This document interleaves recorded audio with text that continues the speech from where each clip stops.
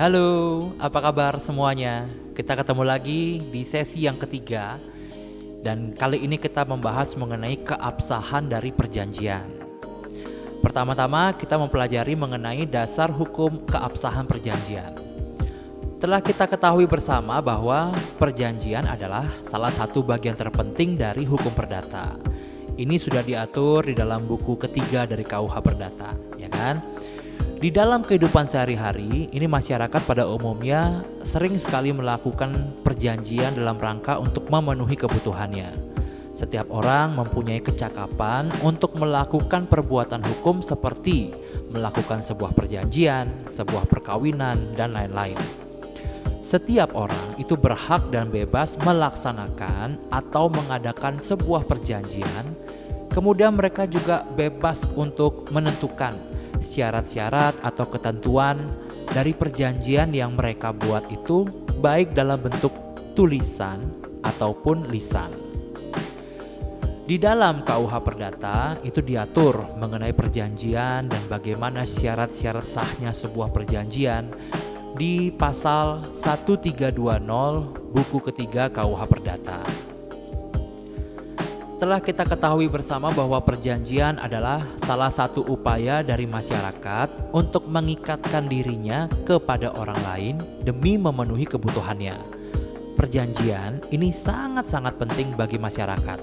Tapi kebanyakan juga masyarakat umumnya tidak mengetahui arti penting dari perjanjian. Perjanjian diatur dalam pasal 1313 KUH Perdata yang mana dijelaskan bahwa perjanjian adalah suatu perbuatan dengan mana satu orang atau lebih mengikatkan dirinya terhadap satu orang lain atau lebih. Jadi dengan hal itu dapat timbul suatu hubungan hukum yang melibatkan dua orang atau lebih dalam sebuah kesepakatan yang mana akan menimbulkan hak-hak dan kewajiban dari masing-masing pihaknya.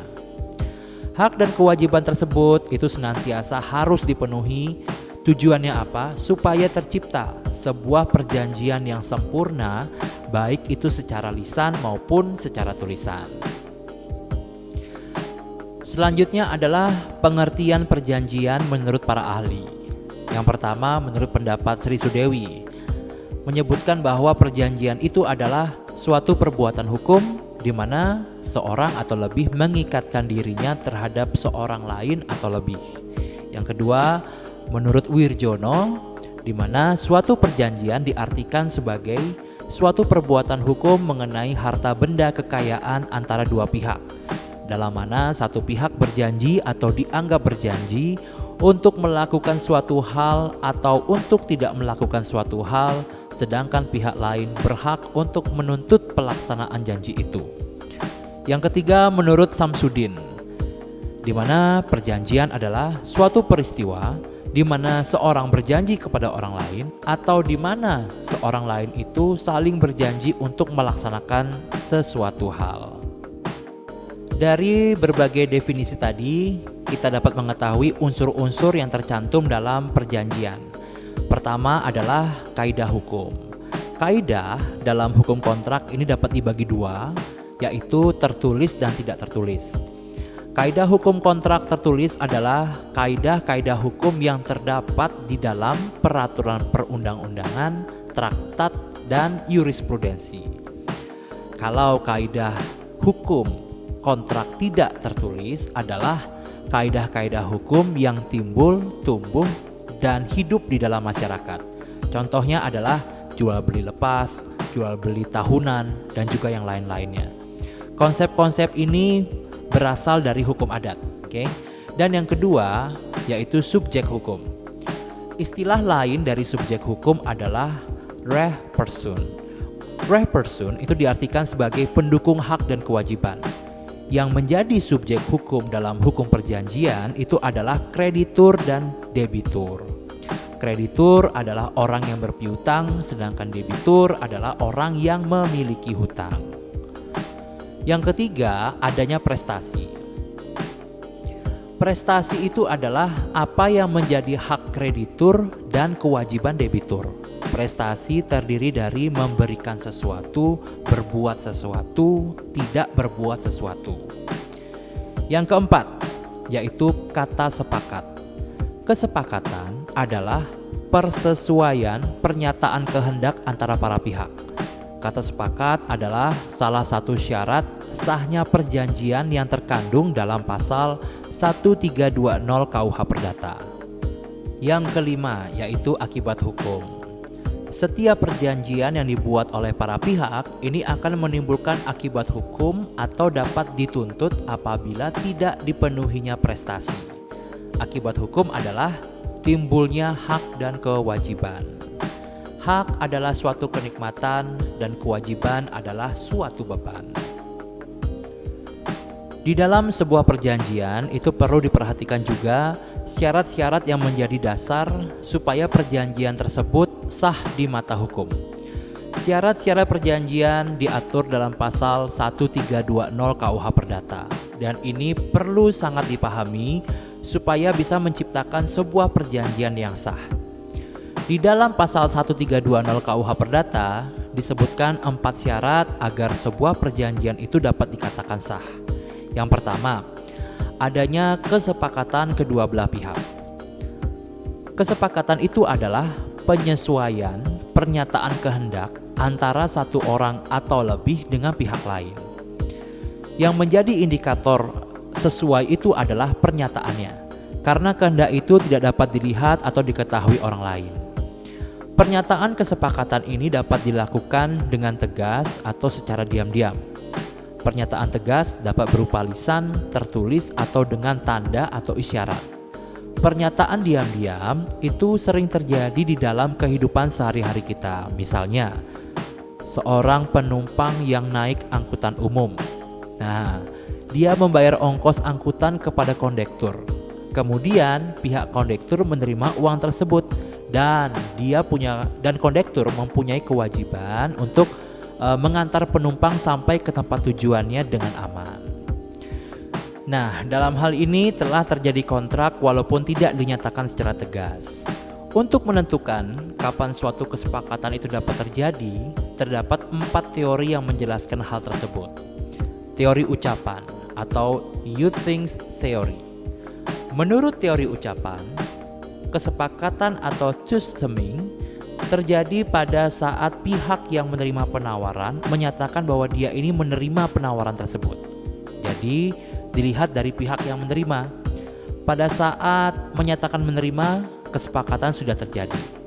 Kelemahan teori ini adalah sangat teoritis karena menganggap terjadinya kesepakatan itu secara otomatis. Kemudian yang kedua adalah teori pengiriman atau Verzen theory, di mana menurut teori ini kesepakatan terjadi apabila pihak yang menerima penawaran mengirimkan telegram. Kritik terhadap teori ini adalah bagaimana pengiriman itu diketahui? Nah, bisa jadi walaupun sudah dikirim tidak diketahui oleh pihak yang menawarkan.